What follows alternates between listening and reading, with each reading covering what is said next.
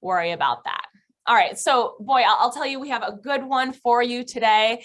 You know, nearly every law firm I speak with has some pretty obvious marketing shortcomings that are really inhibiting growth. I talk to so many law firms about their marketing that I know what works and frankly, what's a waste of time and what's a waste of money. And our special guest today has the same experience with the business practices and marketing of small law firms. He sees the same growth hurdles at firm after firm. So I'm super excited to welcome my friend, Richard James. Welcome, Rich. Thanks so much for being here. Hey, Cara, thanks for having me. It's a pleasure, as always, to get to talk all things marketing and sales and small law firm management. I mean, this is the thing that gets you and me going every single day, right? That's right. That's right. We love talking about this stuff. So give you a little bit of background. Rich is the founder of Your Practice Mastered. He arms attorneys with the tools, systems, and certainly the knowledge to get on an impressive path to growth. And, you know, Rich always says he takes small law firms from chaos to thriving. From chaos to thriving. And it's true. I've personally seen him do it time and time again. He's helped nearly 900 attorneys shift from sort of barely scraping by to running highly successful, highly efficient law firms. And I'm proud of the longstanding partnership that our organizations have. We've been working with Rich for close to a decade. I always value his spot-on advice. I'm excited for him to really share all of that with us today. And before we dive in, remember, we'll be answering questions live throughout the session. So feel free to drop those questions in the chat. If we don't get to them during the session, we'll answer as many of them as we can at the end, sort of after our live law firm website audits. Okay, so let's do this. Rich, to start, maybe you can briefly tell our audience how you got into law consulting to begin with. I'd love to hear a little bit more about that. Yeah. So by the way, just to throw it back over the fence to you, Cara. So just so everybody knows, listen, I have worked with hundreds of different vendors throughout the years and have had pseudo partnerships. And so I've kissed a lot of frogs, right? And no, I've never kissed Cara, but James Publishing and I started working together, you know, almost a decade ago. And they've been such a refreshing source of realness. There are so many firms that sell swamp juice in a perfume bottle, right? That they just don't do what they say they're going to do when they say they're going to do it. And so I'm here because Cara asked me to be. And the reason that I say yes to her and no to somebody else is because they're the real deal. Not only do they get results for their clients, but they really care. And so that means the world to me. So appreciate you having me here, Cara. Hopefully we can provide them some value today. Yes. Thank you, Rich. Thank you. So anyway, I got started, you know, listen, my history is got a lot of background to it. I started in the insurance sales business when I was a young kid, learned how to sell. I ended up in the family business, the funeral business. I bought my first funeral home when I was 25, had 3 funeral homes before I was 28. And I learned to serve the public at a very grassroots geo-local level. I kissed more babies and ate more pierogies and made more sandwiches with the Italian ladies at the Italian festival than you could possibly imagine, right? But I love that business, but I love sales and marketing more. I couldn't hang a sign on the side of the funeral home said buy one, get one free and getting real results. Ended up in the pet supply business of all things, sold my funeral homes, ended up with a pet supply company, did really, really well with that until the recession of 2008 hit. Who knew that it was going to affect fish tanks and aquariums? I didn't. And then, I moved to Phoenix around the same time, ended up working with a guy who worked with attorneys, and all my experience through my businesses really just taught me how to affect changes in systems. And I started working with him, and he just happened to work with attorneys, and what I did worked for him. And he said, hey, you think you want to try your crazy ideas with my clients? And I'm like, yeah, sure, let's do it. So I put together a pitch called the DNA of the 7-Figure Law Firm. And I started traveling back in 2008, 2009, around the country teaching this concept. And one lawyer saw me in Phoenix and said, hey, I'm starting a new firm. How about you come with me? And started together. And we left and we shared a desk together in Phoenix. Literally, he was on this side and I was on this side. And we had $0 in gross sales. And so I started with all the things that I knew how to do. And we grew that thing to $3.5 million in gross sales in just a couple of years. And that's a great success story. But the real success is that along the lines, like this guy was already successful before in his old practice, but he always worked every night. He always worked every weekend, never took a vacation. Now we grew the firm on systems and a foundation, and he was home every night for dinner. He was home every weekend, unless we chose to, trade off Saturdays. He took his first vacation for a month And so it was just a paradigm shift in how things used to be done when you became successful. So I learned that, law firms really do God's work. I really think they serve their community in a way that they don't get a lot of credit for. And oftentimes they're the butt of the joke, and that they shouldn't be. And because I really do think they do great work, but I also feel like they suffer because of it. And many of them suffer in silence. And what I found is, as I was growing that firm, a lot of the other firms in the building, as you can imagine, would kind of got word out that I was the guy that was growing the firm. And when I would be on my way back from the restroom, they would stop me and they'd be like, "Hey, can I ask you a couple of questions?" And so I interviewed a bunch of them. And, I found there was really 5 things that they weren't doing that we were doing at all times, every time, that were making all the difference, these systems that we had put into place. And so that launched my idea of, okay, maybe we can continue with this using that principle. And that's where we launched from here. And now we've proven that a law firm can actually serve their clients at a very high level, do God's work that they're called to do. They can make money for them and their family. They could have the time to enjoy that money. They could, if they have kids, they can enjoy the 18 summers they have with their kids. If their kids are grown and they got grandkids, they could spend time with their grandkids. If they're looking to retire, they can have a plan for that, and they can still have a great firm. I'm not saying it's always, roses and sunshine. That's not the reality of owning a small business, but having a small business that is not as chaotic as it once was owning a law firm, it does not have to be that way. It is possible to have the firm that supports your lifestyle rather than undermines it. And as you said, Cara, we've done this enough times now that I don't wonder, it's not a theory, like we've seen it happen, right? So that's what I'm all about, is helping as many attorneys who want to actually make that change, get that change affected, and just find that one little thing. So hopefully today somebody's watching and we can give them that one little thing that's going to help them make that carburetor adjustment that's going to launch them on the path towards freedom. Fair enough? Absolutely. And it's true, Rich. It's not always about grinding it out, more hours, missing special events. That's the only path to growth, right? Sometimes we get so lost in that sort of traditional, this is my way to, build this firm. And more often than not, that is a very chaotic approach, right? So we're certainly going to address that and really give some specific practical sort of use today advice. So Rich, what are those kind of top signs, those top signals of a struggling small law firm? What do you see? Yeah, so they secretly, without telling anybody, feel like they're underpaid. Everybody around them thinks they're an attorney, and so they're making all this money, and maybe they even have the car with the high car payment to make it look like they're doing okay, and the house with the high house payment to make it look like they're doing okay, because they don't want to look bad in their community or their family, but secretly they know they're not making very much money. So that's sign number 1, right? As an attorney with all the education and the way that you help people, you should be at the top 1% of the earners of the world. Sign number 2 is when payroll comes around, they get a knot in their stomach every single 2 weeks or twice a month or whatever it is, just feeling like they're not going to be able to pay payroll. Shorting their vacation or their time off with their family. They can never go on vacation without their cell phone or their laptop not attached to their hip. They can't get home in time for dinner. They show up for dinner and dinner's on the tin foil on the back of the range because their spouse has gone to bed and their kids. Thinking to themselves, man, I'm going to have to work until I die. Like my grandfather said, I'm going to die with my boots on, because they don't have a plan for retirement. They have no idea how they're going to retire, if they're going to retire, what it even looks like. Can they sell it? Can somebody else run it? They just have, these are all the signs, Car, right? So there are real symptoms that, we can see inside of the firm, not enough leads, not enough clients, whatever, not enough money, but the real signs are how they feel. Does that make sense?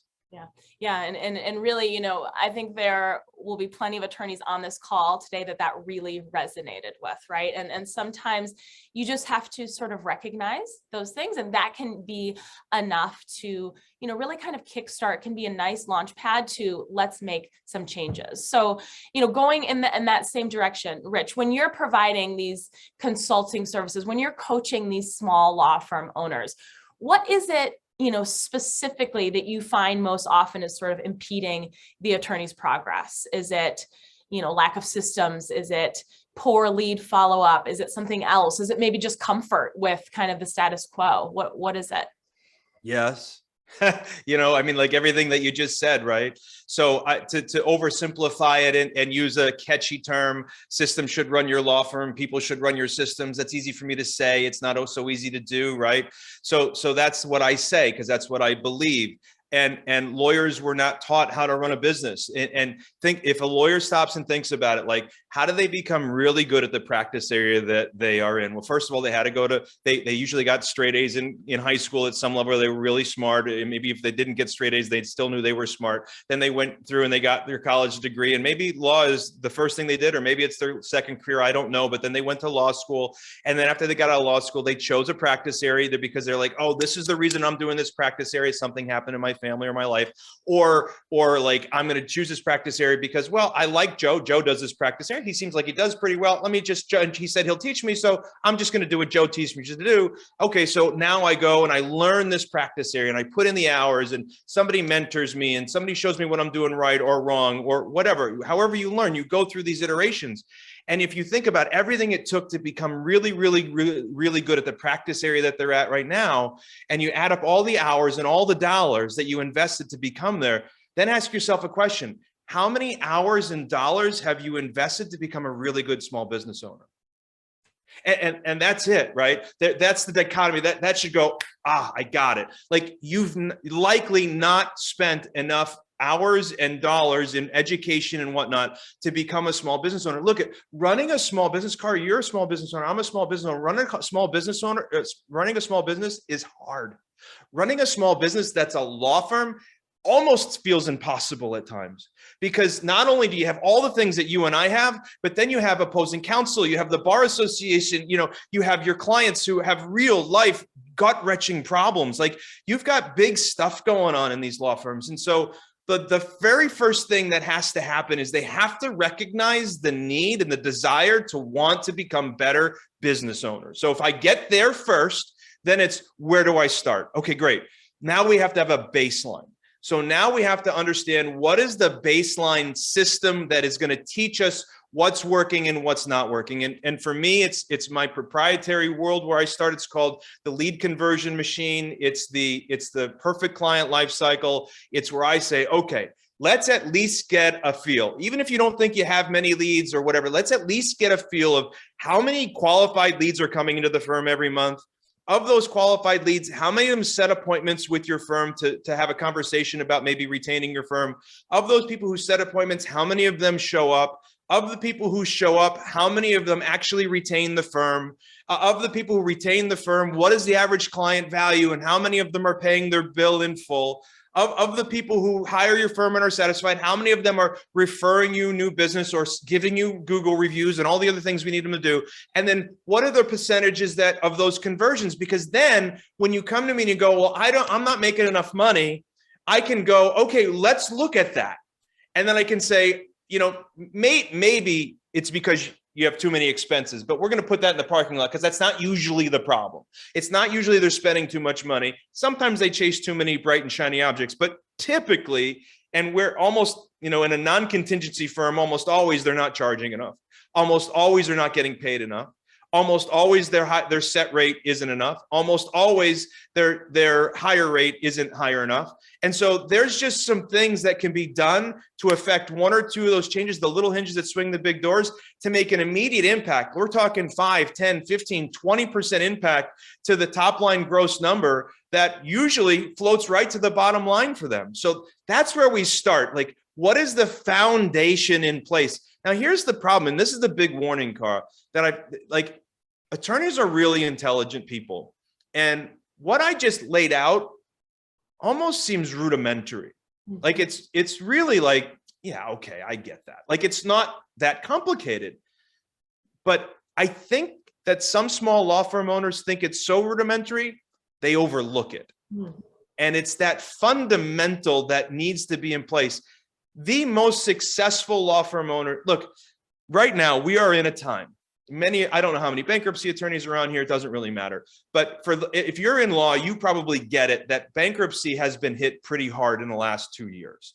Like, there are some areas that are down 65%, right? So we're 65 to 70% below 2010 highs, and some are worse than that. why is it that I can rattle off 12 off the top of my head without even going into my files, bankruptcy firms right now that have seen growth over these last 2 years? Why is it that, Todd and Sam were filing 75 cases pre-pandemic and now are filing 105 cases now? Why is it that the Graftons are 30% up over they were? Why is it that Matt Davis started at 0 in 2000 and captured more market share than anybody else? It's not a secret. It's because they follow the fundamentals. So listen, if a bankruptcy attorney in the worst time in bankruptcy history of all since bankruptcy started, the worst time that we are literally in the lowest per capita bankruptcies per capita of all time, yet they can succeed if they can do it using these fundamental systems. If you're a family law attorney or estate planning attorney or a PI attorney or worker comp attorney or a tax resolution attorney, immigration, I don't care, fill in the blank, consumer-based attorney who needs to go out and make this stuff work. If it can work for them in the worst times, imagine how this could work for you in such a strong, robust time for you right now, right? And so this is my message. This is what I fall on my sword for this particular message. You know that about me, Cara. I've been saying this for a long time. This is what I believe. And all that's happened in the last couple of years through this pandemic is my resolution has become stronger about this idea that this is what works, right? Managing that system to understand what's working and what's not working. And then let's go fix the thing that's not working next. And then it's constant. Like we fix that, and then, well, this one breaks, we got to go fix that. And then this one breaks, we got to go. I mean, it never stops. I'm not suggesting it's easy, but that's how we start. That was probably a longer answer than you were looking for, but that's it. No. I mean, you really hit the nail on the head, right? And I think what you say is so important to remember. The foundation, we have to lay the foundation first. And so often that is overlooked. So often, we just say we need more leads. We need more clients. How are we going to get more leads? I'm going to, throw some money at some PPC campaigns with nothing, in place, no follow-up, no landing pages, no videos, nothing to really support that growth. So, that really is so important. Rich, I'm curious, are you ever surprised at sort of, when you talk to a new small law firm owner, that they don't always have those numbers or have any answers? You talk about how important it is to, know your numbers and even just on a high level. Does that surprise you, when they're looking to grow, but they don't really know where they're at now? So we've recently released a new level of our world. And so it's a new entry point into our world, I guess I should say. And so I've been on sales calls again with my senior law firm associates. And so I've, since the beginning of the year, I've had dozens and dozens or whatever. And I will tell you that, Cara, I'm now surprised if anybody shows up knowing their numbers, right? Yeah. Like my reps used to tell me, Rich, these guys have no idea. You keep telling me to ask them these numbers. They don't know how to do it. I don't know how to help them get them, right? And so my job, like on these calls, is to help them understand like how to go get these numbers. Because I'll say, well, how many new clients did you have this last month? And like that. That usually stumps them, right? And okay, maybe they can give me that answer. And I'll go, okay, of the new clients you had, how many people did you actually meet with? And they're like, well, I don't know. I'm pretty good at closing them. Okay, well, how many? I don't know. We don't count that. I go, well, okay, how many appointments are actually on the calendar? Geez, I don't know. Okay, well, let's go to the calendar. Let's count. Like, let's go back last month and actually, let's look at the calendar. Okay, yeah, we got that number. Okay, good. We have a baseline we can work from. Now, when you have 3 appointments today, do you think all 3 are going to show up, or do you think like 2 are going to show up, or how do you feel about it? Yeah, almost always 1 doesn't show up. Oh, okay, great. That gives me a feel. And then I have to go, okay, well, how many of those appointments that are on the calendar, how many people call the firm, but like they don't set an appointment? And usually they go, I don't know. We don't track that. If they don't set an appointment, we don't even keep track of it. Look, Cara, here's the little dirty secret. This is it. And by the way, I've now proven this number over hundreds of different firms to be exactly this. Matter of fact, my partner in the software company, Bert Diener, who owns a database company who now has almost 100 clients, all different practice areas and disciplines, has proven this exact same number to be true. I learned it back when I built the firm in Phoenix. Of the $3.5 million in gross revenues, 60% of it, I've said that incorrectly, of the $3.5 million in gross sales, 60% of those gross sales came from people who originally said no. Wow. No, I don't want to set an appointment. No, I don't want to show. No, I don't want to hire you. That's where they came from. Had I not known all of those numbers, we could never have grown the way that we grew. This is why we see brand new startups walk into a marketplace with this knowledge and literally take over markets.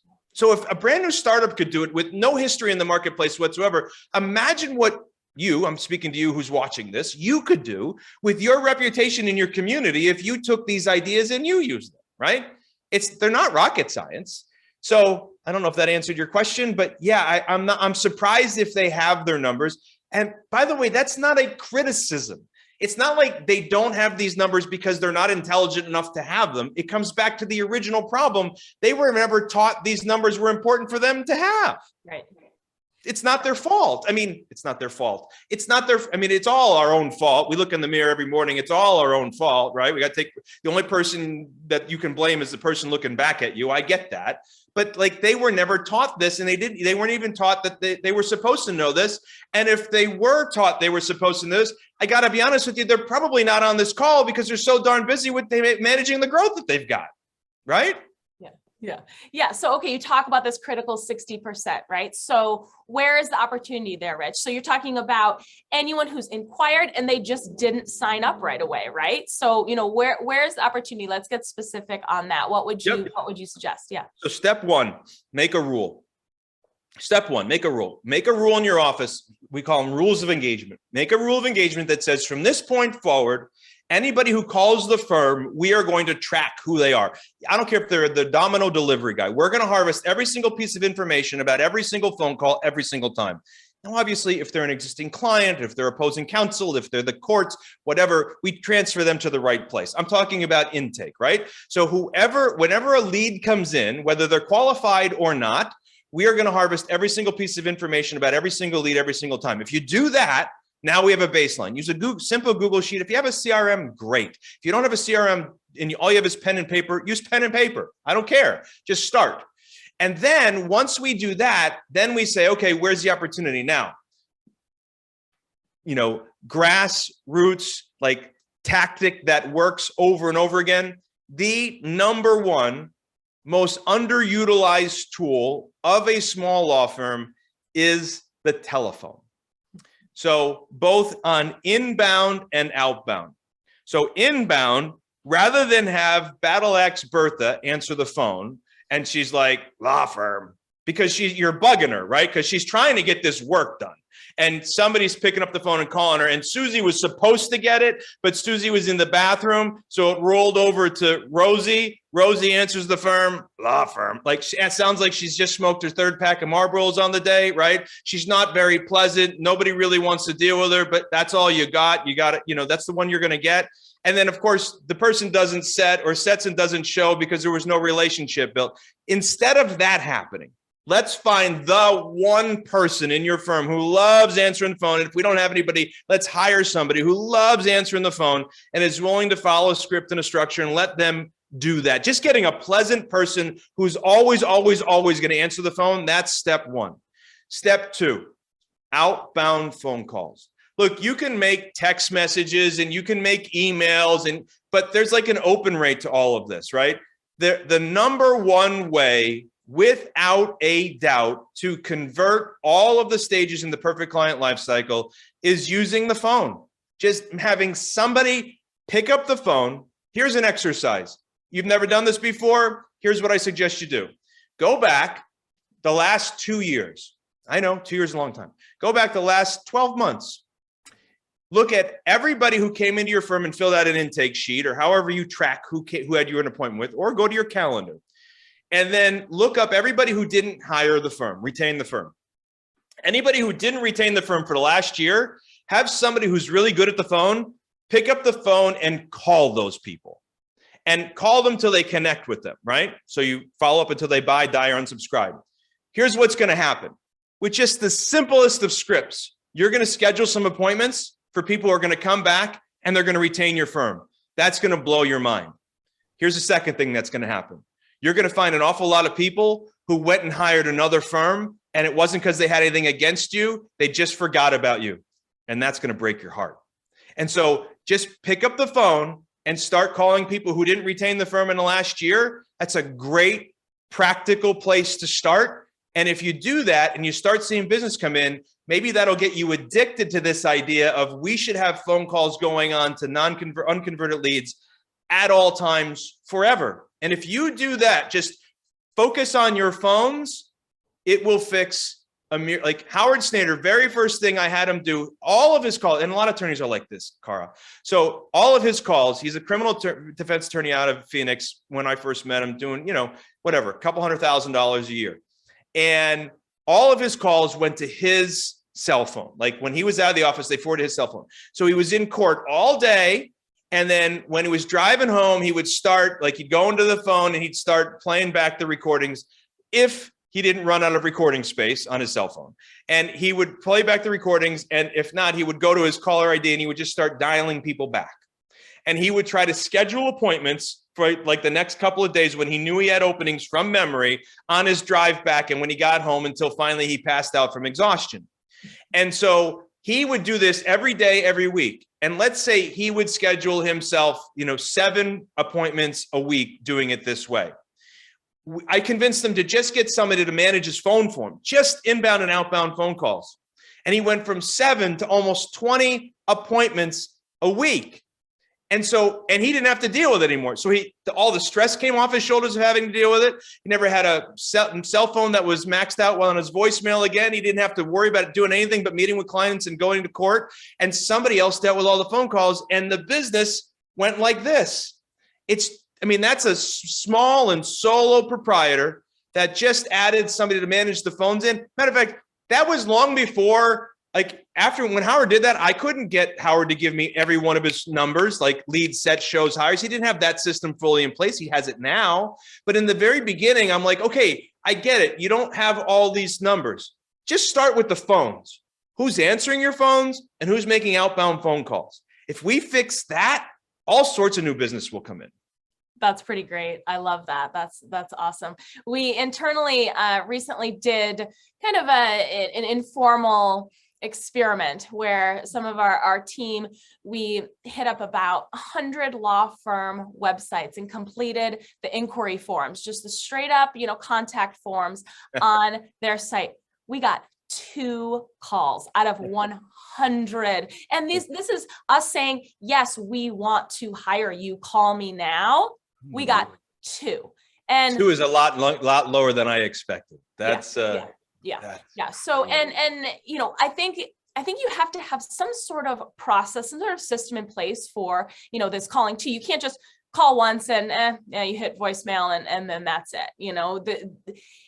Don't feel like you're a bother or that you're inundating, these prospects. If they reached out, you have to remember that, you're not cold calling these folks. They have a problem, at some point they inquired in one way or another, right? You don't want to, there's certainly a fine line, but you can't just have, one and done and then expect those results. What do you think, Rich? Well, so there's an old rule. The old rule used to be 7 touches. Okay, that was the old rule. Depending on which book you read, you'll find now they believe it's 12 to 15 touches. Some of these books will tell you it's 20 to 25 to 30 touches because they include social media and all this other stuff.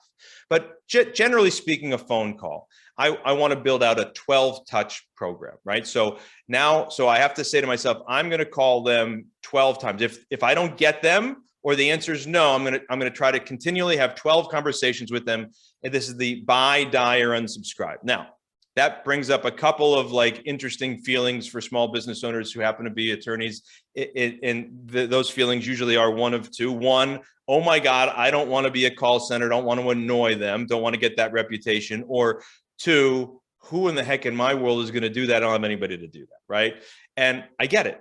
I get it. And so in the beginning, don't start with 12, start with 2.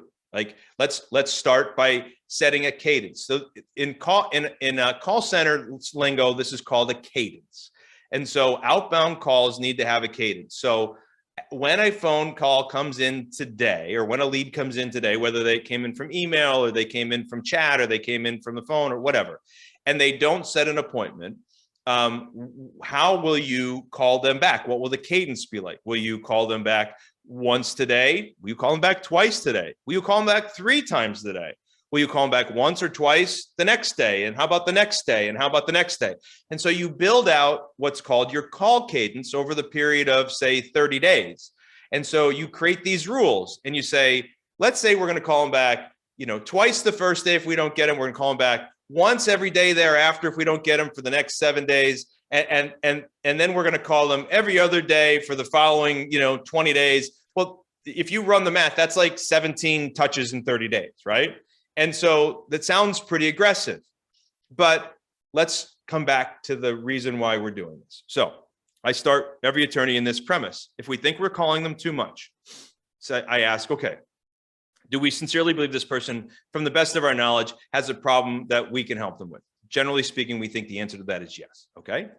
Do you believe that you're well qualified and maybe the most qualified firm to serve them? Do you believe you're the best firm suited for them to make this decision to help them with their legal need? Most firms will say, yes, I believe we're the best. If you don't believe you're the best, we have to question like our starting point. Okay. So most law firms are going to go, yeah, I believe I'm the best at what I do. Great. Okay. So you believe you're the very best. We know they're in pain and they have a real problem that you can help them with. Theoretically speaking, by not following up with them, you're not being ethical. Because if you're the best, if you don't follow up with them and you let them go be served by a firm that's of lesser quality, we're not doing them the best possible service, right? If we really believe they have a pain in their life that we can help them with, don't we owe it to them to make sure we stay on top of them, to make sure that they get this dealt with?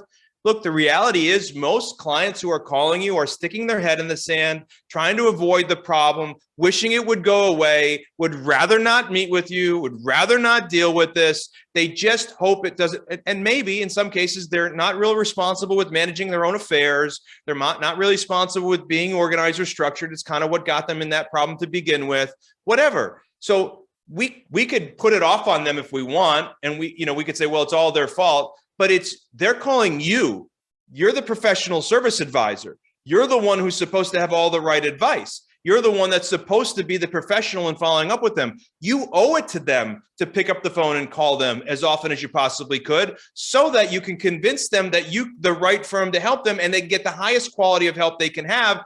And we can actually solve their problem. I know I just did a really big, long sales pitch on you, but the point is, if you believe you're the best, why wouldn't you pick up the phone and call them? Does that make sense, Cara? Yeah, so true, so true. So Richard Hall has a good question. What's the efficacy of phone versus email? I think SMS text maybe should also be part of that equation. But what do you feel about the effectiveness of phone, email, and maybe text messaging?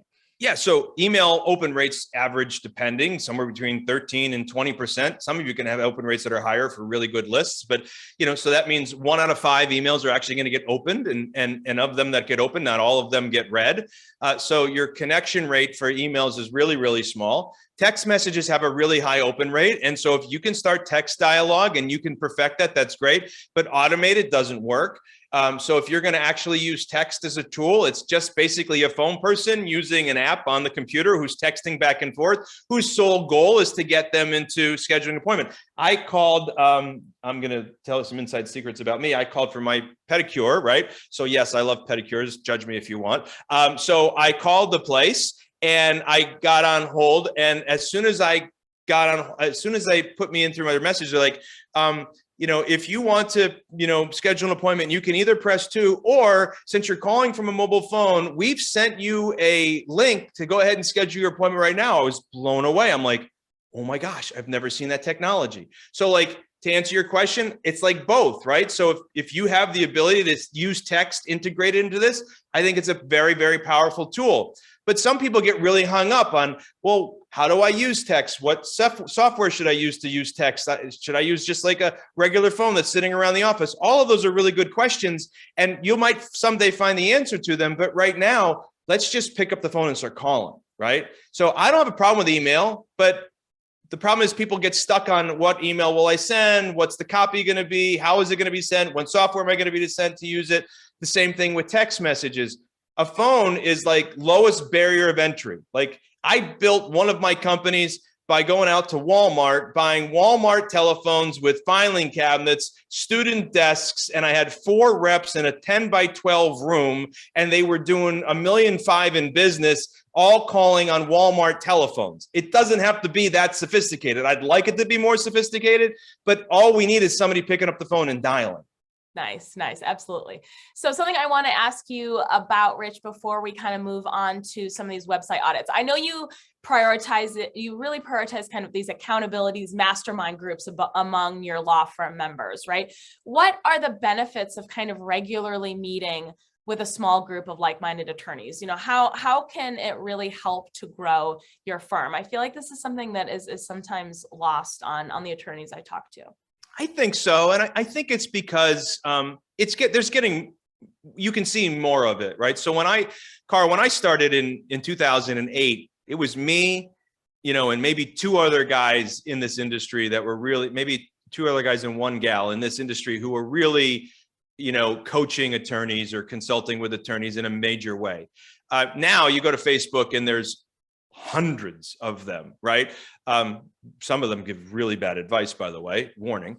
But so I think that is a good thing because it's causing an awareness for the legal community that if you're a small business owner that happens to be an attorney, you should likely invest in coaching and consulting. Why? Because coaching and consulting works. How do we know that? Well, just look at the top performing athletes in every field. They all have their coaches and consultants for every aspect of their life. We know that keeping us accountable really works. But I've never been a huge believer in coaching in and of itself. And so I was a coach. So for years, I held one-on-one phone calls with my clients, and I would get on the phone with them and we'd spend anywhere from 20 minutes to an hour together, and I would solve one of their problems. And I was trying to make sure they would do it. So I would send them a recording of my call. I would type up notes as a summary of our call with action steps. I'd send it over, high white glove service. Yeah, they paid a lot of money for it, but they got great high quality service. And then the next month I'd come back and I'd be like, all right, how'd you do on the problem we solved last month? We got to fix the, what do you need help with? They're like, I just got all so tied up. I never actually got to fixing that problem, but now I have this new problem. Can you help me with this new problem? And I'd be like, all right, yeah, we can do it. Let's go. We'll solve that new problem. And I'd give them all the advice, send the recording, type up the notes, mail it off. 6 months in, I realized they never actually did anything I told them to do. They were just building really, really expensive to-do lists and just moving on from problem to problem to problem to problem. And I was getting really frustrated. And I read a book by Alan Deutschman called Change or Die. And so here's the thing. This coaching model, that was coming right from me and they weren't doing anything. When you have traditional coaching models, usually what happens is you get a copy of a copy of a copy of a copy. So here's the original thought leader who knows how to do all this, built it with their bare hands, whatever. And then they train another coach and they train another coach and they train another coach and they train another coach. And by the time you get to this coach, you find out that person has never built $1 million law firm. They have no idea what it's like to manage 25 employees. They have no idea what it's like to personally set up a call cadence. Or they have no idea how to actually do this stuff. They've just theoretically read it in a book, right? So Alan Deutschman wrote a book called Change or Die, and he said, why, if somebody's life depended on it, would they not change? And he looked at a number of groups of people. 2 of them in particular were criminals in jail. And he looked at heart attack patients, and he looked at a few more too, but those 2 were really telling. And people who have a heart attack and have open heart surgery are supposed to follow a certain diet and whatnot. And if not, they're going to be back on the table getting an open heart surgery again. And it happens 90% of the time where they don't change and they end up dying. Same with criminals, 95% of the time they end up back in the system and they end up dying in jail or, from a crime related situation. And so why is it? And he found a couple of organizations that defied the odds. And what happened is they had open heart surgery patients that actually had less than a 5% rate of having open heart surgery again.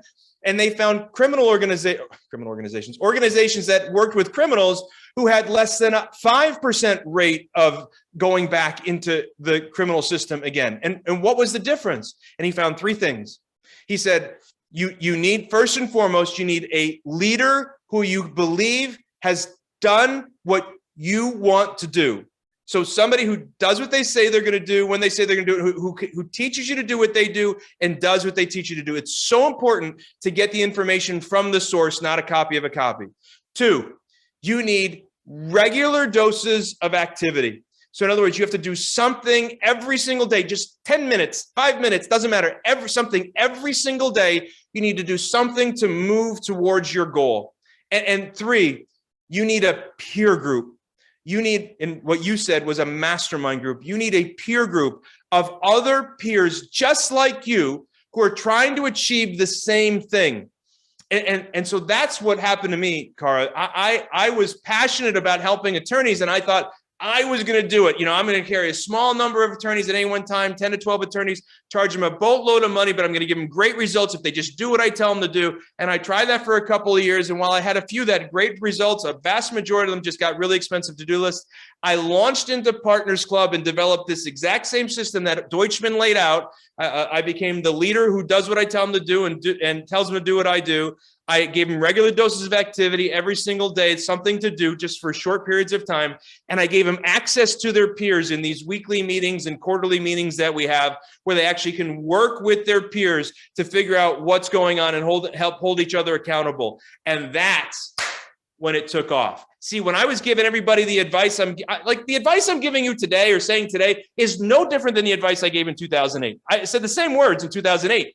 The difference today is now it's backed by a peer group that is undeniable in its power, right? And so get together with a peer group who is running the same rate. This isn't a pitch for me. There are a number of them out there. Get together with a peer group who's running the same race as you are. And when you do that, you will find that your growth will be accelerated because you will learn from them. They will hold you accountable. You guys will all be running the same race. Now, I believe it helps if you've got a leader who actually knows what the heck they're doing and doesn't sell swamp juice in a perfume bottle. There are an awful lot of folks out there right now that decided it was easier to be a consultant than it was to be a lawyer. And they never actually were successful as a lawyer. And now they're being a consultant as a lawyer, which boggles my mind. But, you know, get with the right thought leader and a peer group that leads you. And I promise you the results will be, they will just flat out astound you. And, you know, the number one complaint I get all the time, Cara, is, yeah, but I'm so busy right now, I don't have the time. Yeah. You know what? We're all busy. Every one of us are busy. If you're not busy, what are you, right? If you're a professional in this world and you're still in your working years, you're busy. And if you're working years and you've got young kids, right, Cara, you're even more busy. And you're married and, you know, fill in the blank, and you've got employees, you're busy. We're all busy. We're all given the same 24 hours. Why can somebody do it and somebody else can't do it? Everybody's as busy as the next person. It comes down to a decision.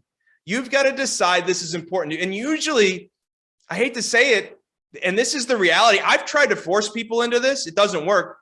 I have to wait until they're sick and tired of being sick and tired. I'm constantly on the search of the person who goes, yep, I'm ready. I'm sick and tired of being sick and tired. I'm ready. Until you're ready, this ain't going to happen. So if you're ready and you've decided, okay, it's time, well, then you just have to make time to make this work. And if you make that time and you carve it out of your situation, I promise you, Parkinson's law will take over and you'll find time to get everything else done too. It's just the way the universe was designed. I know that sounds like I'm on a soapbox, but you got me all fired up. What can I say? I couldn't agree more, Rich. And I hear that all the time as well. William Brightwell asked specifically, how do you recommend finding a peer group? If you don't know where to go, you know, how do you do it? So look, go to Facebook. There's a cesspool called Facebook out there. There's lots of them. There's lots of Facebook groups that you can join, and they'll lead you to the next, to the next, to the next. If you're interested in ours, you can go to my site, therichardjames.com, and you can grab a copy of my book or whatever and start that relationship with us. This isn't a pitch fest for me, but we certainly offer that as a service. But you can go out to Facebook and just start joining Facebook groups and start asking people what peer group are you a mastermind of, or what mastermind group are you a member of, and there'll be people out there that will tell you. And then start doing your investigation and figure out what you like about them and what you don't. That's where I would start. Yep, absolutely. And, I really can't recommend enough checking out the Partners Club and Richard James, because it's this baked in. It's not just, certainly you could call, attorneys around the country, right? You could get on Instagram and slide into their DMs. That's also, a way to do it. But these are vetted, these are like-minded entrepreneurial attorneys who, you get one winning marketing channel idea, from these folks, and that's a game changer, right? So, it is those accountability, those peer groups, those mastermind groups, invaluable. Absolutely. Mark Lazarus says, I've been in the Richard James peer group for the last year and I am a fan. I would recommend. Awesome. Thanks, Mark. Thanks, Mark. That's kind. that is I appreciate you for saying that. Thank you. Yeah, we love Mark. Awesome. So before we run out of time, we really want to get to some of these website audits. So we're going to switch gears a little bit. We're going to perform several kind of live reviews of law firm websites. I'll share my screen in just a moment, display a website. Rich and I will both provide some recommendations. So now in the chat, share your website URL in the chat now if you'd like us to review your site today. We probably won't have time to get to all of them. You can contact us after, and we'd be happy to, of course, talk about your marketing, your growth, and of course your website. But drop your link in now, and we'll bring some up. So let me share my screen now, and let's start here. Can you see my screen there, Rich? I can. Reimer Law. Okay, great. So let's start. Adjust this a little bit. Okay, so Reimer Law, bankruptcy firm. I'll just scroll through this is the homepage, obviously, quickly. What jumps out to me is this free bankruptcy e-report. That's cool, right? Those folks that come to your website, maybe they're not quite ready to book that consult, not quite ready to give you a call. They're looking to gather more information. Having what we call, a lead magnet or some sort of, e-report is great. Click on this. Unfortunately, it looks like it's not functioning, but it just looks like it's going to a contact form, but the idea is there. That's good. So certainly, top recommendation, get this link functioning, and then follow with an automated email series, for instance, right? Rich and I both talked about during the session, the follow-up. So you can automate the follow-up. You absolutely should automate the follow-up when it comes to these, these lead magnets, these reports. So follow up with that. Let me click through testimonials. Always great to have testimonials, that social proof. I would definitely add video testimonials to these. They're even more compelling, right? Written testimonials are great. That social proof is great, but videos are that much more compelling. I always recommend just kind of add this step into your process, right? You wrap the case, maybe you're even asking for a Google review now, or, whatever kind of that process looks like. Ask your past clients who you think would make for a great video testimonial, ask them to jump on a 5-minute Zoom, kind of what, Rich and I are doing now. Ask them, a few pointed questions, record the session, and you can really pull out a pretty compelling video testimonial and add those to your site. Of course, they're great for social as well. Rich, do you want me to click anywhere? Do you have any specific recommendations? So just basics, right? So I like Bill's firm here, his site. I think it looks great. It's clean. Just remember that the most valuable real estate in any advertising piece is what they call above the fold. So this is an old newspaperism, right? So it used to be when you saw a newspaper, the newspaper folded in half. And so above the fold was the top priority piece, since it was the first thing people saw. So in a website, the first thing people see is the most important thing. And when you look at here, you can scroll up for me to the top, if you wouldn't mind. You can see one of the biggest thing is the logo. I promise you, people don't care about your logo as much as you think that they do, right? The next thing is free bankruptcy e-report. That's fine, except like what I really, because we know that 80% of the people come in via leads via the phone as compared to like e-reports. I want the top most important thing to be like, call me today, open 24 hours a day, because I got an answering service on the back end. And so I want that to be first. And then below that, above the fold, I want something that's immediately going to draw their attention in. This headline, unfortunately, in business for 43 years, I mean, it may tell them you're old. Like, I mean, no disrespect, right? But like, that may not be necessarily a selling point. It may be a selling point, but I don't think as much as a selling point as you think it is, because it's more about you than it is about them. What's important to them above the fold is, what is their pain? That's the most important part about any website and any copy. You have to address what is their pain. We know what bankruptcy clients are suffering with, right? Their house is about to be foreclosed on, the car's about to repoed, they've got a garnishment, the creditors won't leave them alone, they can't sleep at night, they're embarrassed, they feel like a failure to their family, all these things. And all that needs to be at the top with a very clear message of, call us now to find out if we can help, right? Click on this now to find if we can help. And maybe a social handshake video. Going onto those testimonials to do this really quickly. In the testimonials, I love that you have testimonials, but like, if you're going to put testimonials in today's day and age, the way that people read testimonials, like, first and foremost, start with your Google ones. Like Reimer Law's got 3 Google 5-star Google reviews.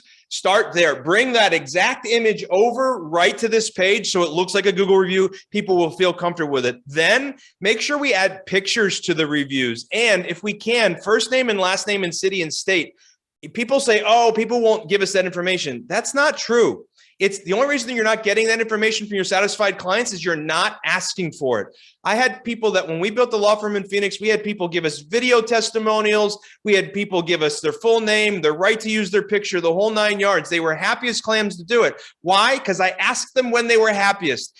Every firm has a point at which the client is the happiest. Not every firm has clients that are happy. I get it, but they have clients that are at the happiest. In a bankruptcy firm, as soon as a 341 meeting is over and they realize that they're on the road to discharge, that's when they're happiest. If we get their permission to give them their first name and last name right then and there, they'll let us use their picture, their first name, and their last name in their review. If you can do that, you'll bump your testimonial credibility up. And again, this isn't me calling Reimer's site baby ugly. That's not my intention. I think here's what's important to be said. There are no absolutes in marketing.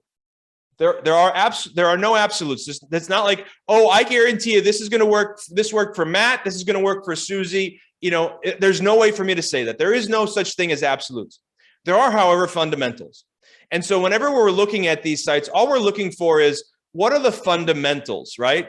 And in today's day and age, where so much of your traffic comes from your website, comes from Google that points to your website, it's vital for you to get all of this right. So check all of your links, check all of your forms, make sure they work. Start having the conversation with your client that's already going on in their head, their emotional pain they're already struggling with. And use testimonials that speak to them and make them feel like they're real. If we could just get those 3 basics done, we could start moving in the right direction. Absolutely. I mean, I think so much of what Rich just said can more than likely be, you know, I'm sure you can take at least some of those with your own website, right? Bill, this is a great example that we're kind of using here. But when Rich talks about the kind of problem solution copy, right? What about a video above the fold? Like, sure. What's going to distinguish yourself from, why are you specifically the best suited to handle their case rather than the attorney down the street, right? That's what we want to convey. Video is really the best way to distinguish yourself. It really is. And, why not talk about some past cases, maybe with some varying fact patterns, so that you can try to sort of match the situation, the unique situation that your prospect is going through. You can imagine that would be pretty compelling. It would certainly set you apart from, all the other firms that, just talk about how long they've been in business, right? So let's get to at least one more, just so that we can yeah, I'm good on time. Go. Okay, so this, Another bankruptcy firm. Got it.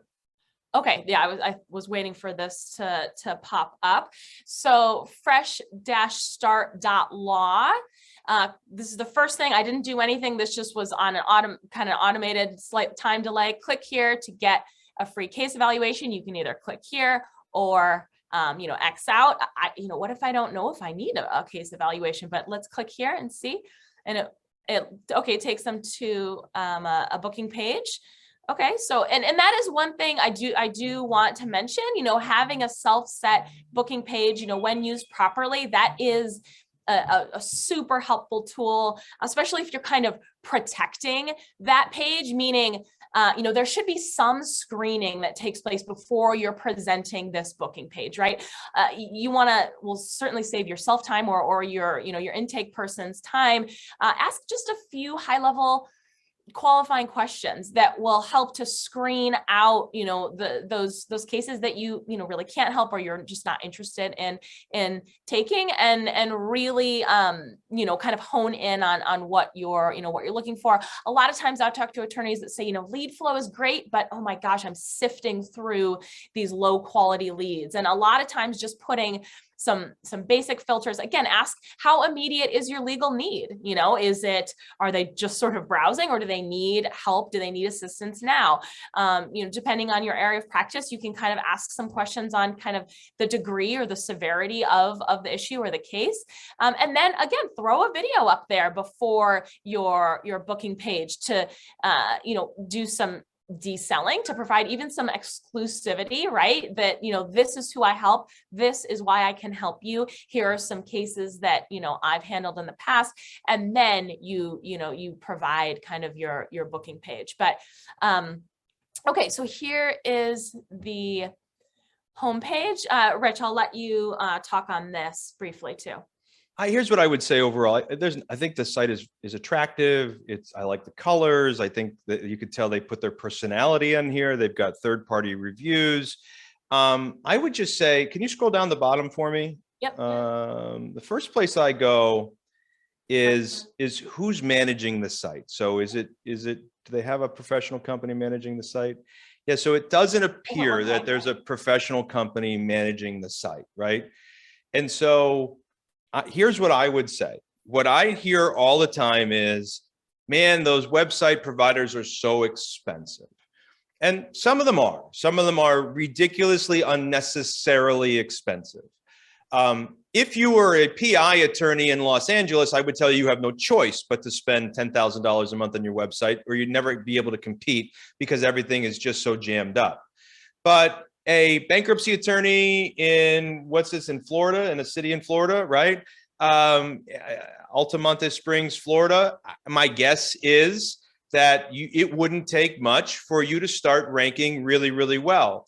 And so my first advice is you should work with a professional website management company who is going to give you great advice as to what the best SEO tactics are, how to manage your Google My Business page and maximize your reviews, and help you with what we're calling now on-site conversion. And this is what Cara and I are talking about right now, which is on-site conversion. And so back to the on-site conversion question, I think there are some basics here that are done really right.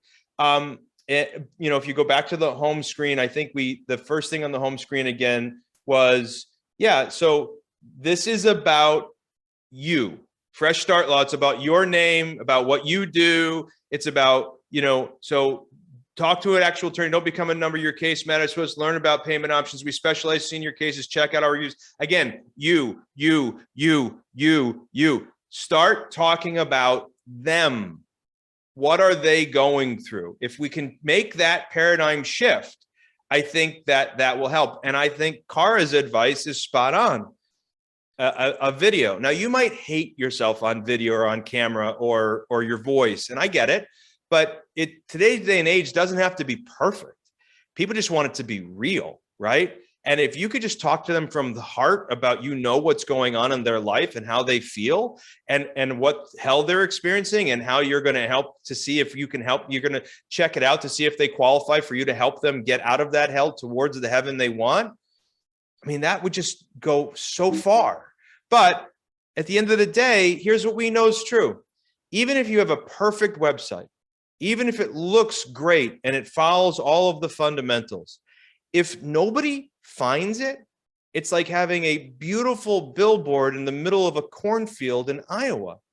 And so the only way to get people to find it is to work with a great company. Now, this whole idea of chat that Cara just clicked on, I'm a huge believer in that, right? I think I can tell you the math. Like when I would drive traffic to a landing page, when I didn't use chat and when I did use chat, when I added chat to the landing page, I increased conversion by 35%. That means if I got 10 leads, I would get 13 and a half leads or 14 leads, right? That's a massive improvement in a conversion. So having chat is really important. I love that you have it. Again, I think there are a lot of fundamental things here that are at play that are working really, really well. But what the overall feel for me when I look at the site is just that I feel like I can tell it's not professionally managed by a company who understands what's happening in the legal community and what everybody's looking for. That would be my only overarching comment.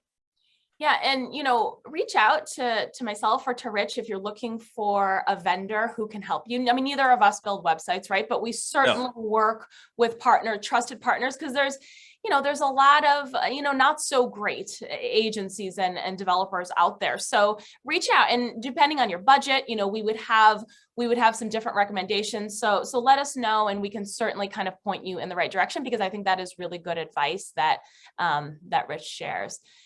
Okay, let's do this will be our last one here. Okay, so this is Gary Malins. He's an injury attorney here. I think he does a lot of things right.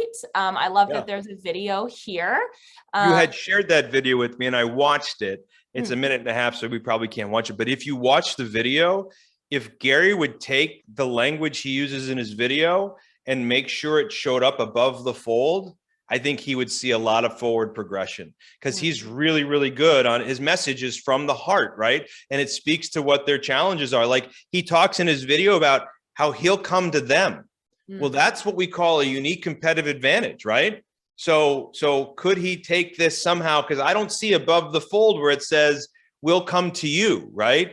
But in his video, he makes it a big deal that he'll come to them and actually go to their house, because injured people, have a hard time getting around or whatever, right? Yep. And so I was like, as soon as I saw it, I'm like, oh my gosh, why is that not like front and center? It's a great UCA. Anyway, it's not like he's the only PI attorney that will come to them. I get it, but he's one of the few that actually said it, right? Right. I mean, that says so much about the level of service that you will receive if you hired Gary, right? I mean, that clearly talks to his character personally, right? And certainly the way that he handles his clients. So it's interesting. Gary actually shot this video and then hired us to shoot a whole bunch of more videos for him, because it was just really challenging he said it took him quite a while to kind of get this one video down. So now we're helping him really kind of grow a collection of videos where he's talking about past cases, he's talking about answering common questions he gets from prospects and clients, talking about what attracted him to the law, his story, all of these things that really distinguish himself. Well, so Cara, that service that you guys offer, that you've added in the last year here because you saw the need, that service you offer to be able to help them create the videos that are going to tell the story of the firm, coach them through it, help them with the right script, make sure the setup is right, the audio is right, all that stuff, right? The basics that they don't maybe understand, all the post editing and everything that has to happen in the transcript that you put on, everything, all the things that need to be done for video that you and I both know need to be done, that they don't know that needs to be done. And it seems daunting for them to do it. So it's easier just not to do it. That service is enormous, because video is what people care about. I mean, like, I'm not a big TikTok go-tour guy, but like, it's one of the fastest growing sites in the world, because video tells stories in 3 minutes or less. And that's what consumers have come to decide that they wanted. Yeah. And so it's so important that you use video on your site. And it's so important you work with somebody who can help you craft the right message. Yeah, well, thanks, Rich. I mean, it's true that video has become as critical as having a website. It's really not this nice to have anymore. It's really a critical component to kind of your overall marketing strategy. Obviously, prominently displaying videos on your site can have huge conversion benefits, but if you're on social media, you have to be producing videos. I mean, videos are tailor-made for social media. Also, the top sites, certainly TikTok, Instagram, even Facebook, they're all prioritizing video content, meaning, your content, if you're posting videos on those platforms, it is more likely to be seen than any other form of content, meaning, more than a link, than of course written, text, a blog post, anything like that. So, what we do, we actually just schedule a 30-minute monthly Zoom shoot with our attorney subscribers. So we've really kind of managed to streamline the process. And, with that single 30-minute shoot, we deliver 4 custom videos every month with your program. So, you just kind of chunk out that time. If it's the, third Friday at 10 o'clock of every month, that you're just dedicating those 30 minutes to video creation. We give you some scripts, we give you some talking points, topics, and of course, handle all the editing. So, it's really so often I hear from attorneys that, I tried to shoot these videos, or, I got on a kick for a couple weeks, and then, things kind of fell off. So of course, feel free to reach out if we can help you with that. But before we go, I know we're kind of past our time here. So Rich, please tell us, how can folks on this call learn a little bit more about working with you and what it's like kind of working with your team? Please let us know. Oh, you're still muted, Rich. You're muted. Yep. So the first thing I think they should do, so here's where I think you should go. I think you shouldn't listen to me. I think you should listen to attorneys like you. So next week, we're doing a interview with an expert where I'm interviewing 4 of our finalists from our Entrepreneurial Attorney of the Year contest. So all of our members in our Partners Club program have the right to compete in what we call the Entrepreneurial Attorney of the Year. And their prize is, like, they get fully paid trip to San Diego with a full day master. It's a really cool prize, but that's besides the point. The point is that, like, how often will you get your peers, who may or may not be your competitors, to share with you what really worked when they were growing their firm? And so these are the best of the applicants. Like, we had a record number of applicants, and I had to figure out how to pick 4 out of them. It was a daunting task. But me and my leadership team picked 4 finalists. And these 4 finalists are going to be interviewed live next Tuesday. So first, I invite you to sign up for that. If you can't be there because you got court or something, we'll send you the transcript of it afterwards, so you can sign up and you can get it. Maybe you don't want to listen to something live. If you wanted to hear a masterclass that I did, you can go watch that at your leisure. Or maybe you like to read, I'll give you the OG, the original book that I wrote, The DNA of the Autonomous Attorney. It's a throwback to way back when I got started. I'll put those links in the chat for you. Whatever is easiest for you, go ahead and take advantage of it. There's no cost to any of this.